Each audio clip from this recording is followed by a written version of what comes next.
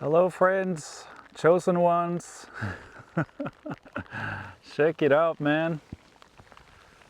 Whoa, we're way up high. We're in northern Norway, just by the town called Myre. And I climbed up the mountain. We're just a bit higher than the Eiffel Tower right now, over the ocean. So it's about 350 meters or just over 1,000 feet. And just as I got up here and had my tea, it started raining. So I want to show you guys a little bit what you could see there. It's that's the summer island. That's where I made my last video. I was walking there in the middle. There's like a little cove or bay. And as it happens, that's where I made my first video. Just on this top right here, or walking up here. So I'm right in between my videos, making the third. Man, ain't it beautiful? It's gonna stop raining later by tonight, so I'll have a chance to make another video then. I'm not gonna walk around too much right here because it's very slippery now with the rocks, and it's very, very steep. Very, very steep, but beautiful and pristine. So I'm being careful, don't worry about me. It's not my first mountain climbing, and not my last. All right, so I wanted to continue sort of where I left off a little bit last time, before we head into talking about ego, which this video is really about, coming full circle on ego. So I wanted to say a few words about nature and being in nature, and for shifting yourself, and for awakening work, consciousness work. So like, to bring it all together, I want to say that the reason why you want to really ground yourself in nature and get a strong rooting in nature is just to develop your abilities, but it's to develop your foundation, basically. It's like a tree, you know. You need to have strong roots, and when you really work with nature, because we are Earth, our bodies are Earth, we're from Earth, you know. Even if we're star seeds, we have this life, we're Earth. It's really important that we connect with that and get anchored, because the things we're doing as light workers and star seeds and psychics, whatever you identify yourself as, you know, it's like we're going so high in consciousness and out into the cosmos and all over the place, talking to different beings and connecting energies and doing this kind of miracle, magical work, you know, high energy, high frequency work.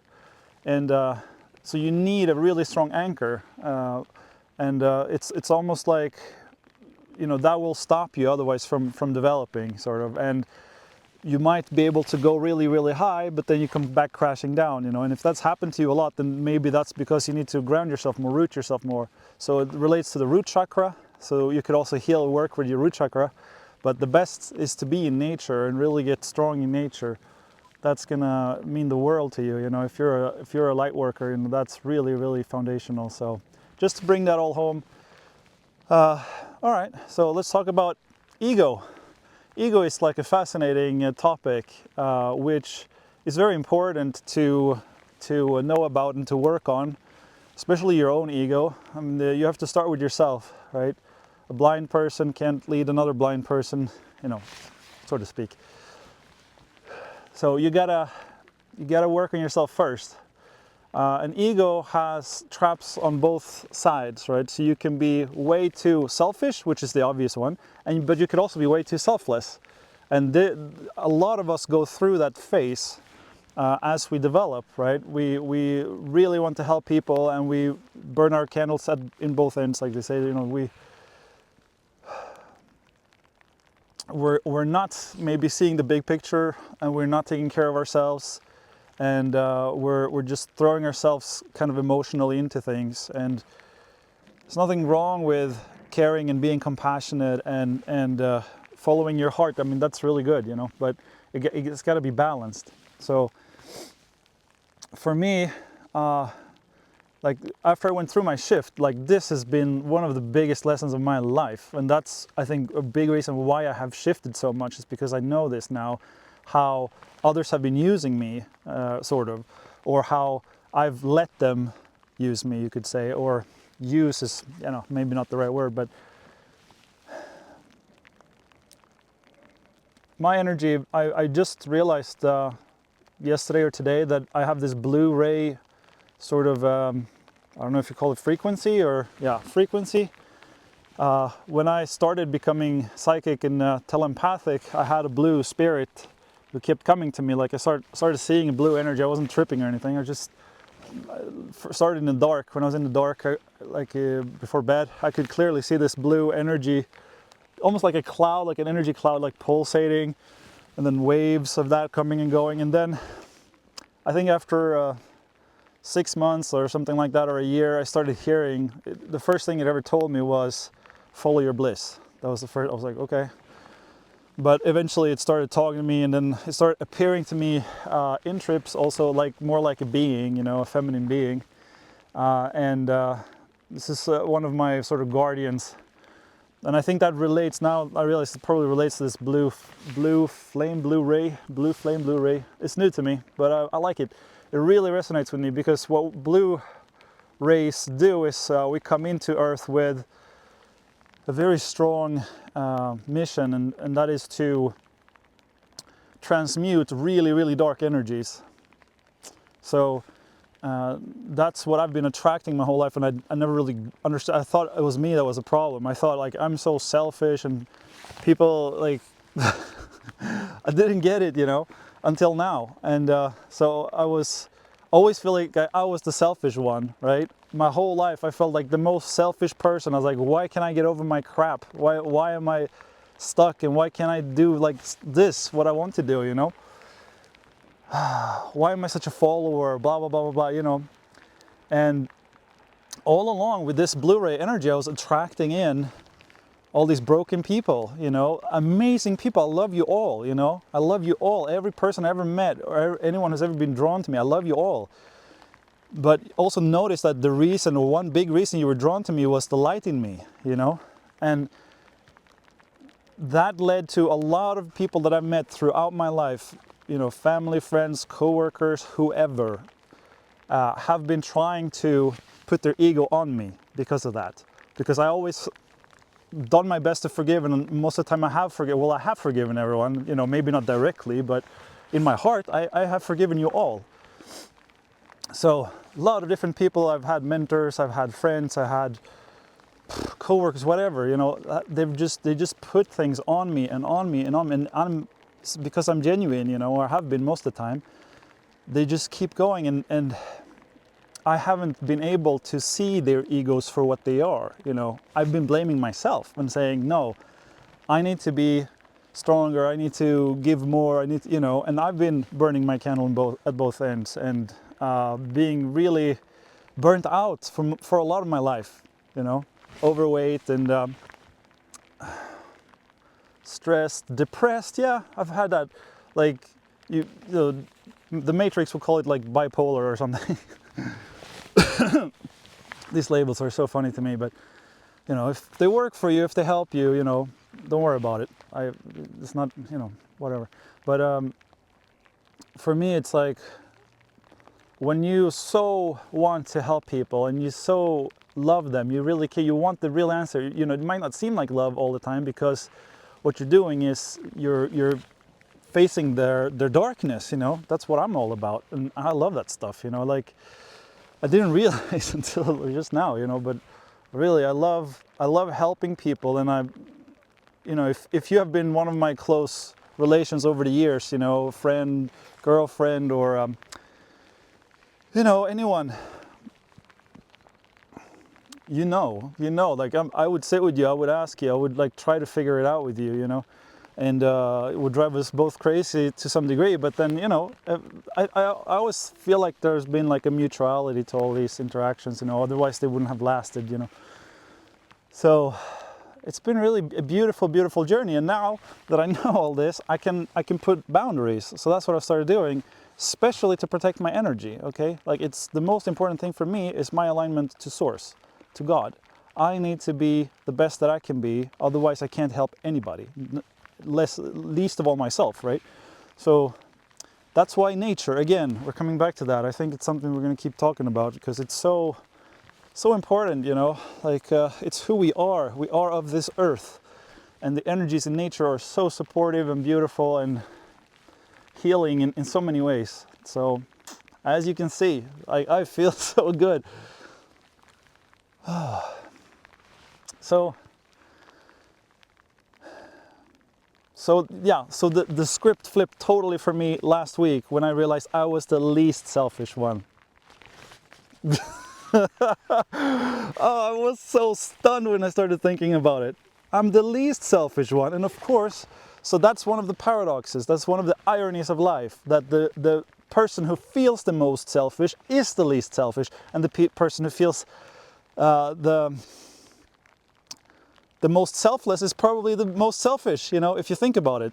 I don't know if it's true in every case, but it feels like that resonates with me somehow, and like for my whole life I've been thinking it's the most selfish. It's so funny.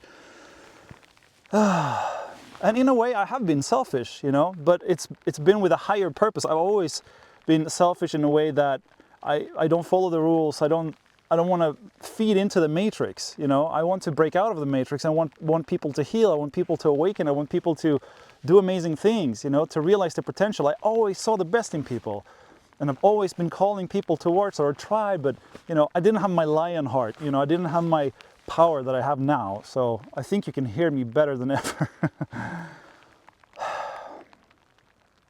So, and then we come to the other extreme of ego, which is the self-grandiose, you know, the manipulator, the abuser, you know, and I certainly have that in me as well. I'm very aware of that, and especially now in the past weeks, you know, God or Source has been making it very, very clear to me that when you get to this level, when you're so conscious, it's very, very easy to use it and manipulate people and create a lot of evil, you know, and I'm very focused on not doing that. I'm very careful what I say. I'm very careful how I carry myself, because that's the last thing I want to do, really. So I might say things that sound arrogant, and you know, you have to judge for yourself what is what, you know, and it's always like that. You always have to judge for yourself with any relation you have. Who is the one who's being selfish? You know, it's a good question to ask yourself. And you have to look at things from a higher perspective when you ask those questions, because the whole thing with being a light worker is to align yourself to Source or God, and in doing so, we align ourselves with the greater good. So we're doing this for the greater good, and to be working for the greater good, you really have to know what's going on, you know. Oh, it got overexposed all of a sudden. That's weird. Ah, it's the background maybe. Anyway, I'm learning. This is my third video, so there's a lot of new things for me. I have been into film before. When I was in gymnasium, we call it, high school, whatever you call it in States. We're doing really cool films. I had a good friend.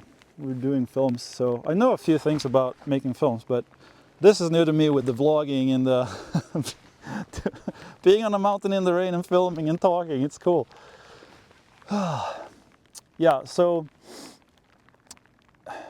I think you really have to be careful with ego, you know, both ways. And it has to be balanced, it has to be harmonized. So it's something to constantly reflect about, you know, often. And something we need to be aware about as light workers. We have a huge responsibility. I know I've been goofing a bit in my past videos, but I'm sort of realizing that this is like what I'm doing is really important. It's quite serious. Of course, we can laugh about it too. I mean, that's part of it, but we always have to remember the weight of this stuff, because the impact of it is huge, huge. Like, most people are asleep and they don't even know. So what we're doing is something really cool. And yeah, so yeah, there is a point to all of this too with what is real, and So you want to awaken yourself to the point where you know sort of what the basis of reality is, you know, at the metaphysical level and at the experiential level. So experience is really king when it comes to that. And, you know, science, Ken Wilber is a philosopher I really like. He talks about this great lack of science, which is they have squashed the subjective perspective, the individual perspective. I call it something like something flat. I can't remember. It's been a while since I read Ken Wilber, but he's amazing. So if you haven't, check him out. You know, he has some cool books and stuff, but also videos, interviews you can check out. But so that's what science does, is it just, you know, gives no validation to the individual perspective, and it turns out when you awaken, you realize like that's the only thing that's real.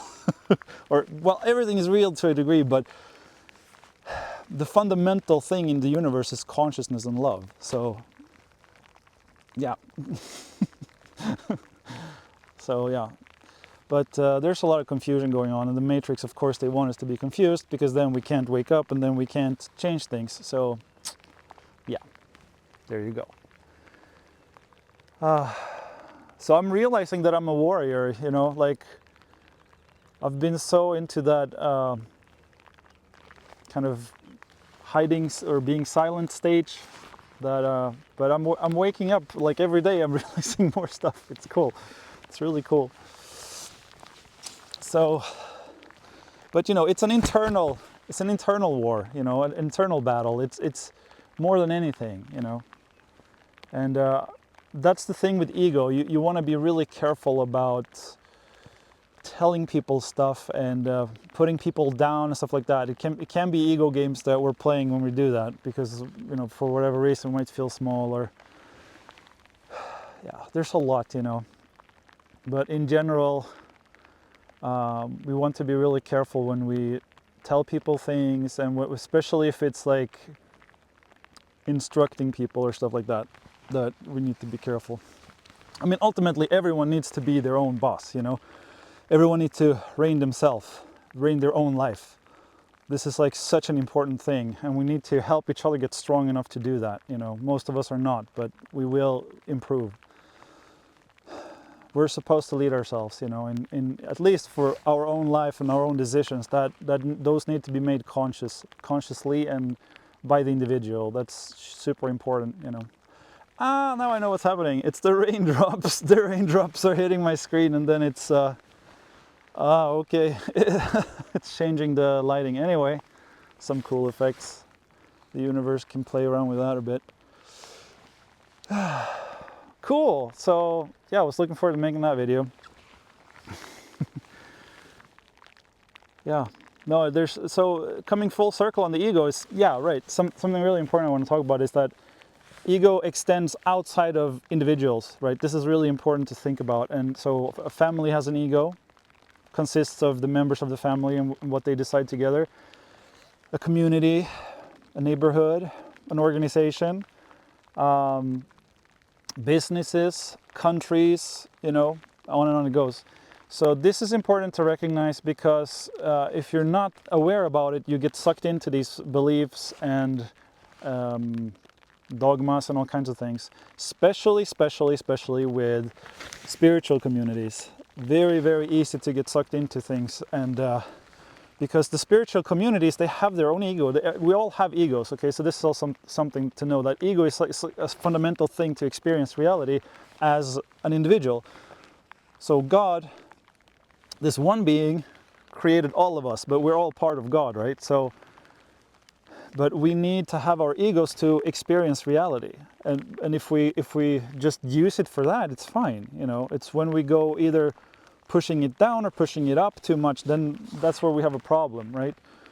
So we're all equal in that sense, you know. We're all equal as individuals in a sense, you know. Fundamentally we are, and we all have the right to rule ourselves. Really important, but to do that we have to become conscious. More conscious, much more conscious. So being aware about the egos, especially in spiritual communities, because these egos, they're there for survival, right? So without the ego, these things can't survive. You know, if you have a spiritual organization, you need to be able to, you know, you have finances, you have things you have to do, right? You have bills you have to pay, you have, if you have retreats, or you have whatever you do, you know, if you write books, or there's like needs that that ego of the organization has. So it's easy to be in an organization and then be led to where they say, like, you have to be egoless, you have to be selfless, you have to serve, and then you lose track of your own ego. Especially if they're saying that egos are not real. Well, they're not, but they are, but they're not. We go back to that point where, look, we're all here, we're all experiencing reality. And yes, at the higher level, the ego is, you know, not real, you could say, but it's something that we're living, that's part of life experience, and it's something we want to appreciate, you know, and enjoy. That's why we're here. Why would we be here if it's not to enjoy being little egos, but, you know, or awakened egos, or whatever. So that's a trap that I fell into a long time. Like, I was trying to be so egoless, and I just kept serving in organizations and, you know, losing myself. And of course, there's nothing wrong with being in these organizations and helping. You just have to be aware, okay? So you have to be aware that you have to take care of yourself first. Your ego, your alignment to source, you know, you need to bring God or source into your life through you. And the way you do that is by centering yourself, grounding yourself. Meditation is maybe one of the best ways to, you know, in the morning, like Abraham Hicks would say, meditate right away when you wake up, you know, and don't need to spend much time, 10-15 minutes, until you really feel into it, that detached kind of stage. And then you will follow your inner guidance with much more ease, you know, and then you do that day after day after day. It permeates more and more of your life, and everything just starts to flow. And that's essentially what I have done, but also using other tools and, you know, healing and a lot of things going on, you know. But yeah, it's good to simplify things, you know, because you have to start somewhere, and meditation is such a beautiful place to start, you know, especially just at home, just doing it for like 10-15 minutes in the morning every day, just to start your day off that way. That's very, very, very powerful. Don't underestimate that. If you do that for like 30 days straight, boom, you're going to be, a lot of things are going to happen, you know. It might be a bit chaotic at first because you realize a bunch of stuff and you have to change a bunch of stuff, but eventually we'll settle. It will be really, really good. And then it just keeps building, building, building. Anyways, so nice to be with you guys. I love this. This is my life calling, really. All right, I have a lot more videos coming, and look forward to seeing you in the next one. Like, subscribe, and if you have any questions, post them in the comments. Love you guys. Take care. Ciao.